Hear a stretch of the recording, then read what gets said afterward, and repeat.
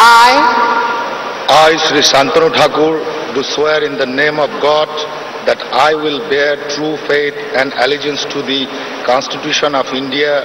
as by law established,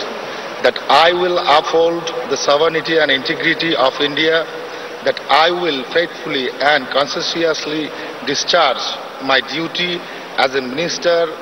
of State for the Union, and that I will do right to all manner of people in accordance with Constitution and the law,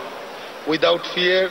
or favor, affection or ill will.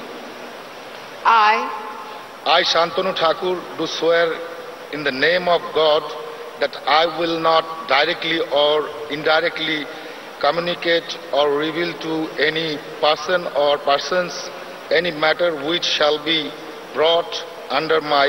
consideration or shall become known to me as a Minister of State for the Union, except as may be required for the due discharge of my duties as such Minister of State.